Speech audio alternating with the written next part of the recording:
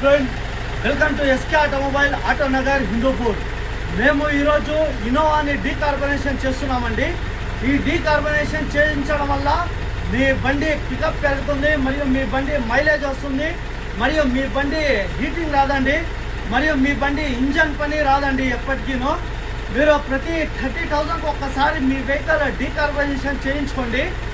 మరియు ఇప్పుడు petrol rate, diesel rate చాలా పెరిగినాయండి.